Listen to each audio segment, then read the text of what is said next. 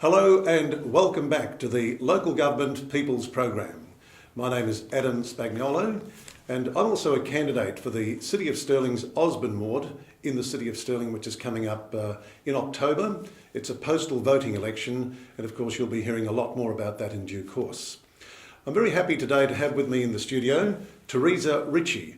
Teresa is also a candidate in the City of Joondalup's Central Ward.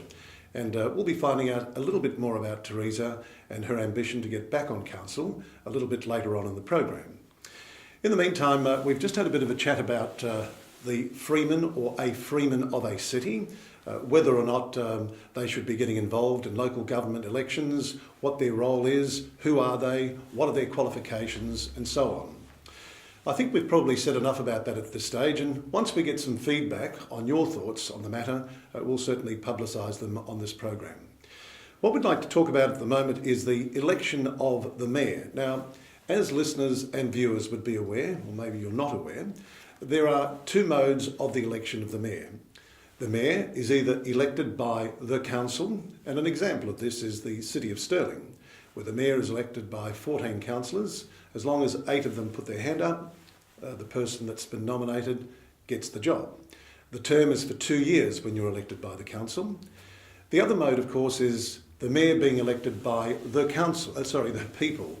Now, once the Mayor is elected by the people, it is a 4-year term, and there are fors and againsts, if you like, for each mode. And Teresa, this is what I'd like to talk to you about, and I think we're both a very good example from the point of view that the City of Joondalup elects its Mayor by the people, and it's a 4-year term. The City of Stirling, on the other hand, elects its Mayor by the Council, and that's a 2-year term. Now, over the years, there have been arguments for and against. I have my own personal views on what it should be, but perhaps you'd give us your views on how it works with the Mayor being elected by the people, and would you go back to a system of the Mayor being elected by the Council? Sure, I think the Mayor being elected by the community is a fair representation of what the community want.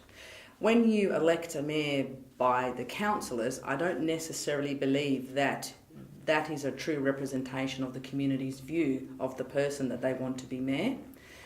In the City of Joondalup, it's always been election by the community. And I think that's a fair process because it does enable each member of the community to vote if they choose to and select the person that they think does the best job. Over the years, we've had a long-standing Mayor and he's done an exceptional job for the City of Joondalup. But in the next up-and-coming election, there'll be a number of candidates that will be running, and it's great that we still have the election by the community to be Mayor, because those 4 or 5 candidates, whoever they may be, will then be the ones that the community believes will provide the best service to the City of Joondalup in the role of the Mayor. Look, I think especially with some of the larger councils like Joondalup, like Wanneroo, like the City of Stirling, it is important that the representative, the first person of that city, is in fact elected by the people. I mean, look, local government has changed so much over the years. Local government, for instance, once upon a time, as we've previously said a number of times on this program, is no longer about roads, rates and rubbish. You know, local governments need to be entrepreneurial. Local governments deal with aged care, recreation. There's a whole range of things that local government now deals with. And I think if you're a mayor and also a ward councillor, it's like being a government minister. And I've said this before as well. A government minister is usually appointed in a very safe seat because he doesn't have to work so hard because he's going to get elected and elected again. Whereas if you're a mayor of a city and you're running as a ward councillor as well as mayor, it's very difficult to juggle both jobs. And I can say that quite sincerely through experience because I've had the pleasure and the honour of actually assuming both roles at the same time. And it is a very difficult job. And that's one of the reasons why I certainly subscribe to the mayor of a city, particularly a large city, being elected by the people. Yeah, and he should be, and he shouldn't be a ward councillor as well, because then his role is for the entire city of Joondalup, for example, or Stirling or Swan, and the local councillors. So the members of each ward are there for the community because it is a really good link Yes. in local government that you have with the community. That is a key role that you play, is the linkages that you make with your community in helping you work. That is correct. The City of Stirling actually has a plebiscite which is coming up at the October election. The whole purpose of the plebiscite is in fact to gauge what the community want.